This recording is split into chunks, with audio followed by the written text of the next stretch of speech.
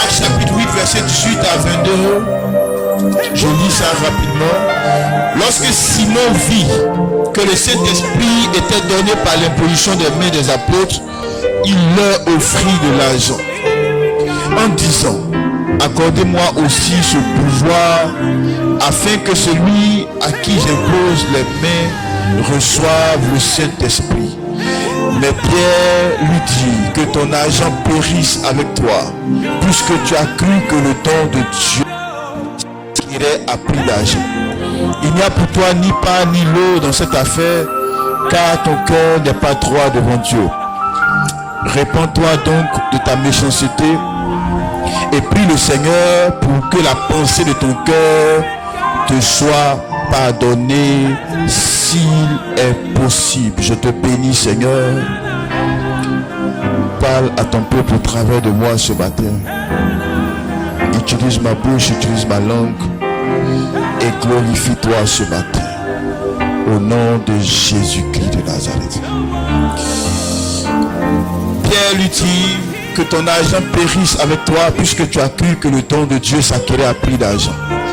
Il n'y a pour toi ni pain ni l'eau dans cette affaire, car ton cœur n'est pas droit devant Dieu. Répands-toi donc de ta méchanceté et prie le Seigneur pour que la pensée de ton cœur te soit pardonnée s'il est possible. Bien aimé, mon message de ce matin est intitulé: tout ne s'achète pas et tout ne se vend pas. Alléluia. Tout ne s'achète pas et tout ne se vend pas dans la maison de Dieu. Simon, qui est décrit dans la parole de Dieu, dans ce passage que je viens de lire, était un magicien, c'était un féticheur, c'était un marabout et tout ça. Et la Bible déclare qu'il faisait de grands miracles, qu'il faisait de grands prodiges dans la ville, où lorsque les gens même le voyaient, on disait: voici la puissance de Dieu. Parce que là où Simon exerçait, beaucoup de personnes ne connaissaient pas Dieu. Donc il faisait des miracles qui étaient tels que les gens l'appelaient la puissance de Dieu. On dit: lui là, c'est la puissance de Dieu. Mais un jour, les serviteurs de Dieu, notamment l'apôtre Philippe va prêcher l'évangile à Simon le magicien. Et Simon le magicien va donner sa vie au Seigneur. Il va décider de suivre le Seigneur. La Bible déclare même qu'il va se faire baptiser et tout et tout et tout. Et c'est dans ce contexte-là que l'apôtre Pierre et d'autres apôtres se rendent dans cette ville où se trouvait Simon le magicien. Et la Bible déclare que l'apôtre Pierre et autres ont commencé à imposer les mains aux chrétiens de cette ville-là. Et la puissance de Dieu descendait sur ces personnes. Et l'apôtre et Simon le magicien voyaient que lorsque l'apôtre Pierre et autres imposaient les mains à des personnes, ces personnes recevaient le Saint-Esprit, la puissance de Dieu. Et c'est comme ça. Comme Simon le magicien, là où lui il était, quand il était avec Satan, tout s'achetait là-bas et tout se vendait. Et donc il va proposer à l'apôtre Pierre de l'argent pour lui dire: je t'offre cet argent, donne-moi aussi le pouvoir que tu as. Alléluia. Et l'apôtre Pierre lui dit: que ton argent périsse avec toi, toi qui as cru que le don de Dieu pouvait s'acquérir à prix d'argent. Bien-aimés, Dieu nous parle à nous tous au travers de ce message. Il vous parle, il nous parle et il me parle à moi et à toi. Pour tous ceux qui veulent servir Dieu, il faudrait que vous compreniez cette vérité-là aujourd'hui. C'est vrai qu'aujourd'hui, on assiste à tout et n'importe quoi. Les gens font l'envers de ce que la Bible dit. Mais vous autres qui voulez servir Dieu, à partir de cette église, vous devez comprendre une chose. La bénédiction de Dieu ne s'acquiert pas à coup d'argent. Le don de Dieu, la bénédiction de Dieu ne s'achète pas. Alléluia. La bénédiction qui vient de Dieu ne peut pas s'acheter. Il ne peut pas avoir un contrat entre un homme et Dieu en vertu duquel un homme promet à Dieu une chose, un homme décide d'acheter Dieu afin que Dieu puisse se mettre en mouvement pour lui accorder une bénédiction. Ça n'existe pas. La bénédiction qui vient de Dieu, ça ne s'achète pas. Le don de Dieu ne s'achète pas. Tout ce qui provient de Dieu ne s'achète pas. Ça ne se vend pas non plus. Et Dieu le donne gratuitement. Alléluia. La bénédiction de Dieu ne s'achète pas. Et ce qu'il a fait était tellement grave aux yeux de l'apôtre Pierre que l'apôtre Pierre lui dit: répands-toi de la méchanceté de ton cœur afin que tu sois pardonné s'il est possible. On dit s'il est possible. Ça veut dire ce que tu as fait est tellement grave aux yeux de Dieu, en essayant de marchander, en essayant d'acheter la puissance de Dieu ou le don de Dieu à coup d'argent, c'est tellement grave que je ne suis pas sûr qu'on peut te pardonner. Mais si c'est possible qu'on te pardonne, il faut aller te repentir. Bien-aimés, même pour vous autres aujourd'hui qui êtes au milieu de nous ici, il y a une chose que vous devez comprendre. La bénédiction de Dieu ne s'achète pas. Moi, je suis toujours amusé quand je vois, des fois, quelquefois même en pleine prédication, on a enseigné aux gens qu'ils doivent peut-être sceller des bénédictions, et pendant qu'on prêche, ils viennent faire des offrandes, ils viennent mettre de l'argent dans les paniers en croyant que c'est l'offrande qu'ils font qui va motiver Dieu à peut-être leur donner un mari ou une femme ou des enfants pour ceux qui ont des problèmes de stérilité ou encore un emploi. Bien-aimé, le don de Dieu là, ça ne s'acquiert pas. Il faut que vous sachiez ça aujourd'hui de façon claire. La bénédiction qui vient de Dieu ne s'achète pas et ne se vend pas. Si l'apôtre Pierre a dit cela à Simon le magicien il y a 2019 ans, aujourd'hui cette parole-là est encore valable pour toi et pour moi. La bénédiction de Dieu ne peut pas s'acheter par un homme. Alléluia. Alléluia. Dieu donne sa bénédiction à qui il veut. Il bénit qui il veut. Il donne son onction à qui il veut. Ni toi ni moi ne pouvons acheter la grâce qui vient de Dieu. Alléluia. Alléluia. Ça ne s'achète pas. Arrêtez de vous dépouiller inutilement dans les églises. Arrêtez de vous ouvrir inutilement dans les églises. Si tu estimes que tu aimes trop Dieu par reconnaissance pour ce que Dieu fait pour toi, tu peux bénir l'œuvre de Dieu. Si tu as les moyens, tu peux faire des offrandes à l'œuvre de Dieu, mais par reconnaissance et par amour pour Dieu. Parce que Jésus t'a sauvé, il est mort à la croix pour toi. Quand tu dors, Dieu veille sur toi. Quand tu dors, Dieu te protège. Les complots même que le monde des ténèbres fait contre chacun de nous, lorsque nous dormons ou même lorsque nous marchons dans les rues, si Dieu ouvre tes yeux spirituels pour voir, c'est pas si même que tu vas y sortir de la maison. Mais Dieu envoie ses anges pour te garder, pour nous garder, pour veiller sur nous, afin qu'aucun malheur ne nous arrive. Donc quand tu vois les bienfaits de Dieu, quand tu vois la bonté de Dieu pour toi, tu peux bénir l'œuvre de Dieu. Tu peux décider de soutenir l'œuvre de Dieu. Tu peux décider ta manière de manifester ta gratitude à Dieu, c'est peut-être de donner à l'œuvre de Dieu. Mais ne donne jamais en croyant que ce que tu donnes va contraindre Dieu à se mettre en mouvement pour toi. Ne donne jamais à Dieu en croyant que tu peux corrompre Dieu avec ton offrande. Ne donne jamais à Dieu en croyant que comme tu as donné 1 million à Dieu, Dieu n'a jamais vu 1 million, donc Dieu est corrompu, il va faire tout ce que tu veux. Non! C'est même un péché. Parce que l'apôtre Pierre lui dit, réponds-toi et s'il est possible que tu sois pardonné. Parce que simplement, il a proposé de l'argent à l'apôtre Pierre pour avoir la puissance de Dieu. Lui, c'est le Saint-Esprit qu'il avait. Mais Pierre lui répond, parce que tu as cru que le don de Dieu, ça veut dire la bénédiction de Dieu là, pouvait s'acquérir à prix d'argent. On n'acquiert pas la bénédiction de Dieu à coup d'argent. L'argent ne peut pas contraindre Dieu à se mettre en mouvement pour toi. Non. Alléluia. Alléluia. Arrêtez de vous appauvrir dans les églises pour rien. Arrêtez de vous dépouiller dans les églises pour rien. Dieu n'a pas changé et Dieu ne changera pas sa parole. Personne ne peut corrompre Dieu. Que tu prends de la Bible dans l'Ancien Testament, depuis Abraham, Dieu se révèle à Abraham dans Genèse chapitre 12, à partir du verset 1 et 2, il lui dit, je te bénirai et tu seras une source de bénédiction.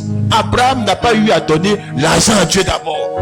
Dieu, dans sa souveraineté, Dieu, en tant que Dieu, il a regardé et il a porté son choix sur Abraham. Et il lui a dit, je te bénirai et je ferai de toi une source de bénédiction. Il n'y a pas eu d'abord un échange entre Dieu et Abraham. Un échange où Dieu dit, bon, Abraham dit, bon vieux père, tiens, voilà 500 000 pour toi. Et puis tellement Dieu n'a jamais vu 500 000. Dieu dit à Abraham, je te bénis, comme tu m'as donné 500 000, tu m'as corrompu, tu m'as acheté, je te bénis et tu seras une source de bénédiction.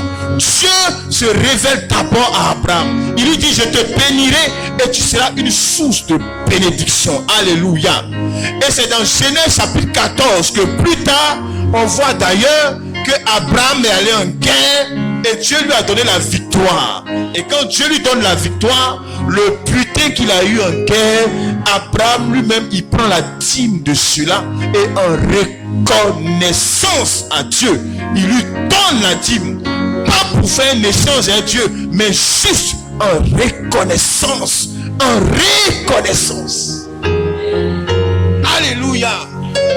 La bénédiction de Dieu ne s'achète pas. Refusez d'acheter tout ce qu'on vous vend dans la maison de Dieu. Que ce soit les huiles, les piments ouins, les cumagie bénis, les sels ouins. Refusez d'acheter ça. Je vous dis ça aujourd'hui. Refusez d'acheter ça. Parce que quand un homme de Dieu vous vend de l'huile, soi-disant de l'huile ointe, qu'est-ce qu'il est en train de faire? Il est en train de vendre la puissance de Dieu. Parce qu'il te dit que cette huile, il a prié dessus et à l'onction de Dieu. Donc, pour que cette onction qui est dans lui se manifeste à toi, il faut que toi, tu viennes payer l'huile qu'il vend dans la maison de Dieu. Qu'est-ce qu'il fait? Il est en train de vendre le don de Dieu. La puissance de Dieu qui a été communiquée à cette huile. Il est en train de la vendre, ce qui est contraire à la parole de Dieu. N'achetez pas ce genre de choses dans la maison de Dieu. Alléluia. Que vous soyez ici ou que vous soyez ailleurs, refusez d'acheter ces choses. Si tu as besoin d'huile pour oindre ta maison, va payer ton huile à la boutique, tu viens, on prie dessus, vends ça. Alléluia. On n'a pas besoin d'étaler des huiles dans la maison de Dieu pour vendre ces choses au motif qu'il y a la puissance de Dieu. En le faisant, cela contredit la parole de Dieu. Le don de Dieu ne peut pas s'acheter. Personne ne peut corrompre Dieu par son argent. Personne ne peut corrompre Dieu par son offrande. Personne. Alléluia. Donc arrêtez de venir donner offrande pour que vous ayez mari. Viens manger votre argent cadeau. Alléluia. Arrêtez de venir déposer offrande parce que vous voulez un enfant. Viens me saper votre argent cadeau. Alléluia. Voilà. Arrêtez ça.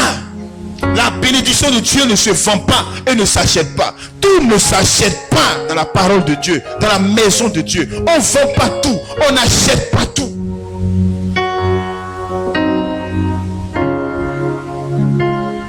Alléluia. Je me souviens il y a quelques années en arrière, pendant qu'on était encore dans des situations difficiles et qu'on broyait le noir, je me souviens un jour, je devais passer un concours. Je suis même venu voir un homme de Dieu. Je suis venu le voir.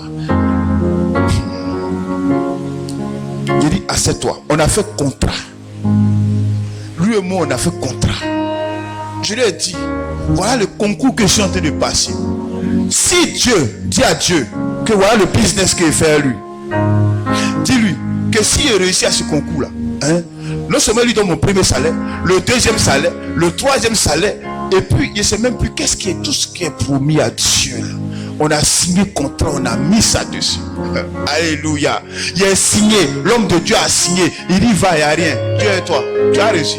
S'il y a un seul là, c'est toi. Hey! Concours là, premier tour. Ils m'ont jeté dans la brousse là-bas. Pourquoi? Parce que je pensais que je pouvais appeler Dieu dans ma cause en mettant l'argent devant lui. Dieu, il te bénira quand il veut te bénir. Il va te bénir quand son temps de te bénir est arrivé. Alléluia. Mais pas parce que tu vas venir sceller des prédications, venir faire des offrandes de foi. Ils vont t'appauvrir inutilement. Lisez la parole de Dieu. Soutenez l'œuvre de Dieu, mais d'un esprit d'amour. Soutenez l'œuvre de Dieu, mais par amour pour Dieu. Parce que Dieu vous a sauvé et vous voulez voir son œuvre aller de l'avant. Vous bénissez l'œuvre de Dieu sans rien attendre en retour. Dans 1 Roi chapitre 3, la Bible déclare que Salomon a fait des offrandes terribles à Dieu. Et les offrandes que Salomon fait, il ne fait pas ses offrandes à Dieu pour dire je te fais des offrandes en échange, rends-moi milliardaire. Ou bien je te donne si pour avoir telle chose de ta bénédiction. Non! Salomon fait des offrandes à Dieu pour dire sa reconnaissance à ce grand Dieu. Et la Bible dit la nuit, Dieu est touché par la reconnaissance de Salomon. Par la reconnaissance de Salomon. Dieu se révèle à lui dans son rêve. Il dit demande-moi ce que tu veux et je te donne. Alléluia. Dieu aime les cœurs reconnaissants. Dieu aime les enfants qui sont reconnaissants. Mais on ne peut pas acheter Dieu. Donc arrêtez vos offrandes que vous faites pour vouloir acheter Dieu. Le don de Dieu ne s'achète pas. La bénédiction de Dieu ne s'achète pas. Ne donnez jamais à Dieu dans l'esprit qu'en donnant ça, Dieu en échange va vous donner ci. Non. Alléluia. Alléluia. Si vous payez vos dîmes parce que Dieu vous a donné le souffle de vie, il vous a donné la santé et que vous l'aimez. Quand on aime quelqu'un, on veut que ce qui appartient à cette personne-là aille de l'avant. Si vous aimez Dieu, la façon pour vous de le démontrer, c'est d'investir vos biens, votre argent dans l'œuvre de Dieu, mais pas dans le but de récolter ou de recevoir en retour. Si vous le faites, vous tentez de corrompre Dieu. Si vous donnez votre argent à Dieu dans cet esprit, vous essayez de corrompre Dieu et vous ne verrez rien en retour. Ça va être plutôt la pauvreté qui va continuer, qui va continuer à se déclencher. Depuis des années ici dans ce pays, ici on prêche. On prêche ça ici dans ce pays-là. Qu'il faut s'aimer, il faut s'aimer. Qui a jamais entendu ça? Bon, qui a déjà entendu ça? Qu'il faut s'aimer, il faut s'aimer. Vous devez s'aimer ou vous ne devez pas s'aimer?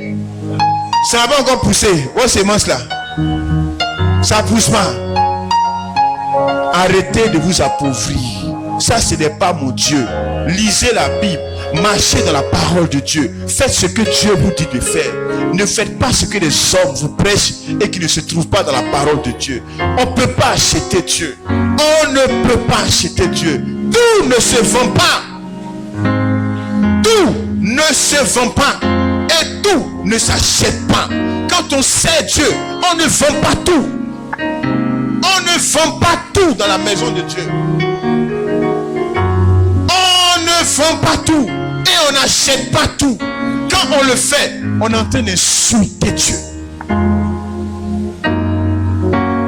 Alléluia. Alléluia. Nous autres, on sort de situations compliquées. Aujourd'hui, je vois des gens qui se disent qu'ils vivent difficilement. Mais nous autres, là, on a traversé. Nous autres, on a traversé. Et quand nous, on traversait, là, on n'avait personne auprès de nous. Il n'y avait ni papa, il n'y avait ni maman, il n'y avait ni tonton.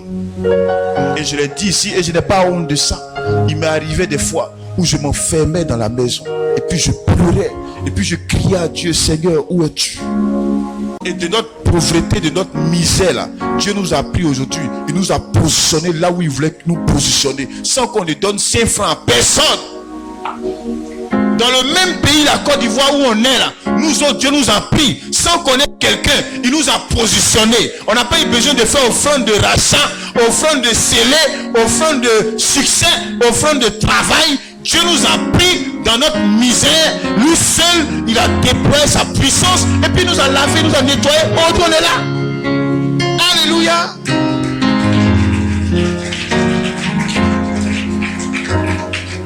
N'essayez jamais de corrompre Dieu. Alléluia. Refusez de vous engager dans ces choses-là. Refusez de vous engager dans toutes ces choses où on veut vous amener à monnayer la bénédiction de Dieu. Tu auras le mari que Dieu a prévu pour toi. Tu auras l'enfant que Dieu te destine.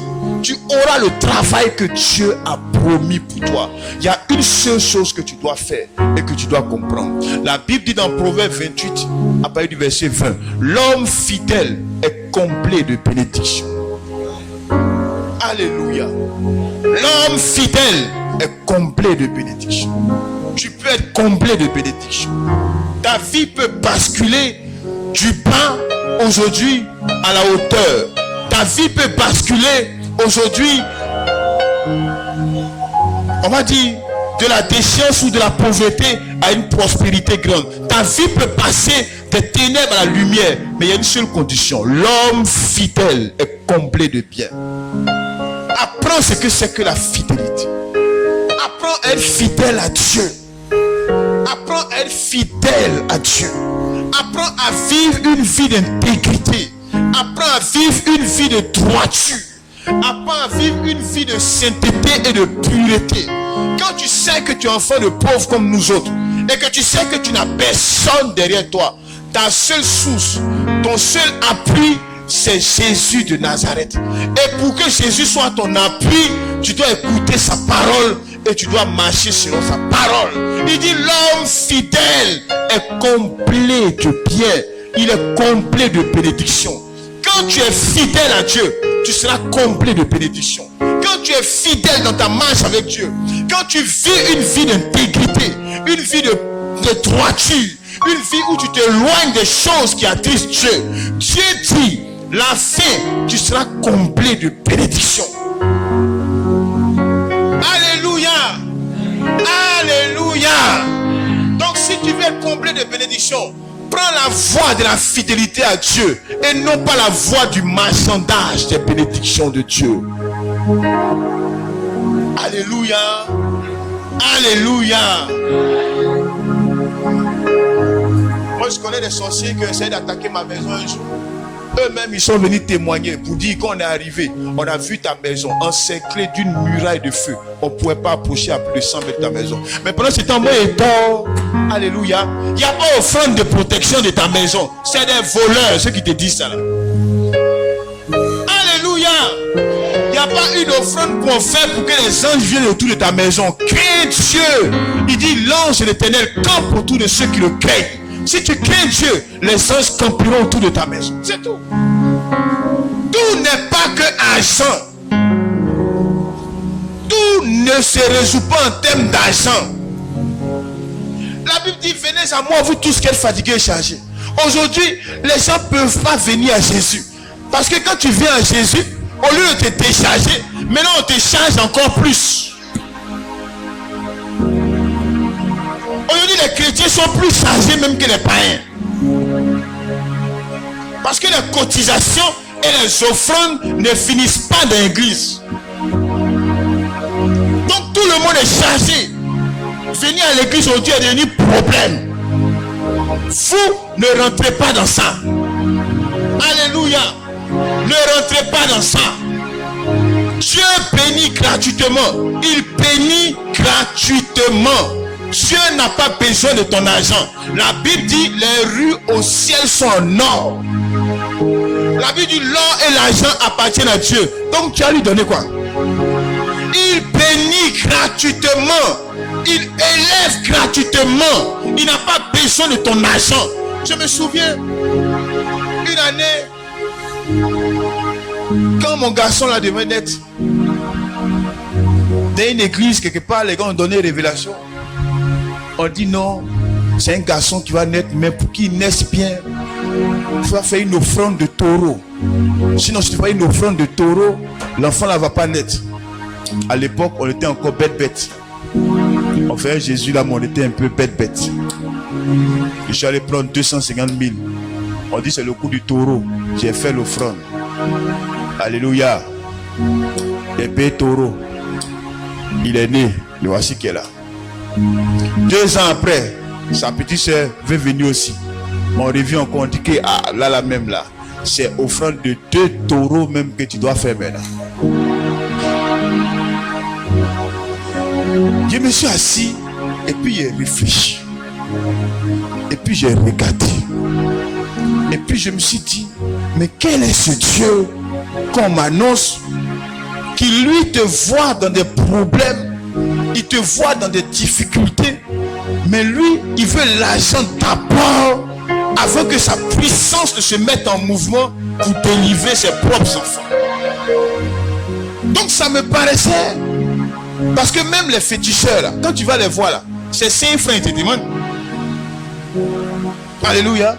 Nous tous là, au moins une fois dans nos vies, on a fait un tour chez les féticheurs. Nous on n'est pas nés pasteurs. Nous on était dans le monde, on a dansé, bâché, gaïka, fatigué. On a pu dans les maquis et puis Dieu nous a attrapés. Donc on n'est pas nés pasteurs. Alléluia. Voilà. Donc nous tous, à un moment donné de nos vies, à faire des Dieu là, ça nous énervait. Quand ils voient même les témoins de Jéhovah, ils tapent ta porte dimanche matin. Si tu peux te tuer pour leur donner ton cadavre, tu vas te tuer, plus c'est mieux. Ouais, tu ne peux pas entendre ce qu'ils vont te dire là. Alléluia. Mais Dieu avait un temps pour nous tous. Et quand le temps est arrivé, Dieu nous a attrapés nous autres. Et quand nous on allait un peu chez les féticheurs avant,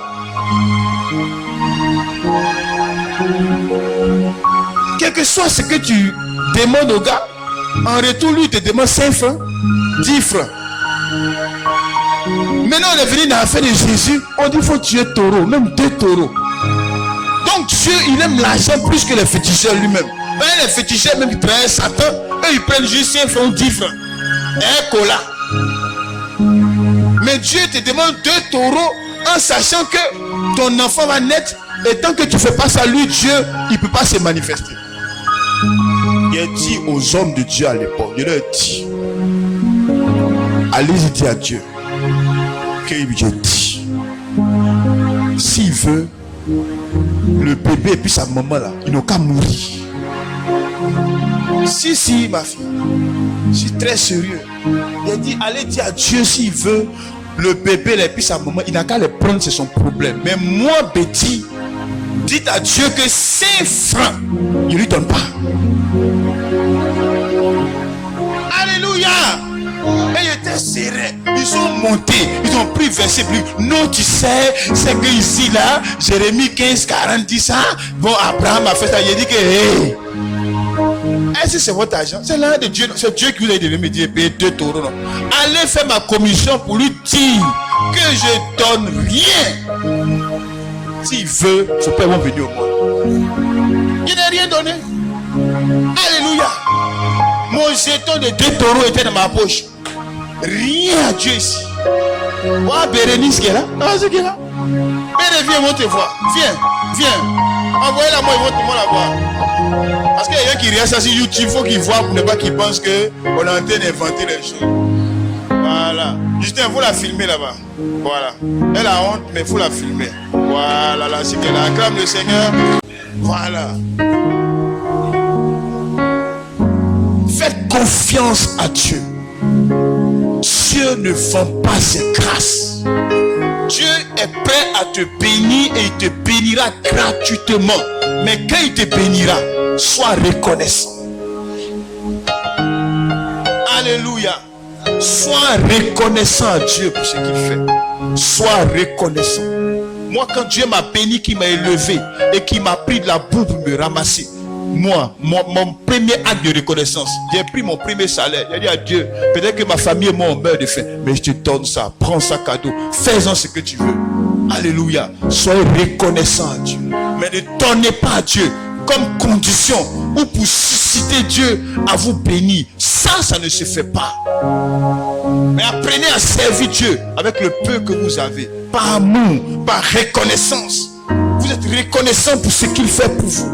Vous reconnaissez que sans lui, vous n'aurez pas ce travail. Vous reconnaissez que à cause de Dieu, grâce à Dieu, vous avez eu des enfants.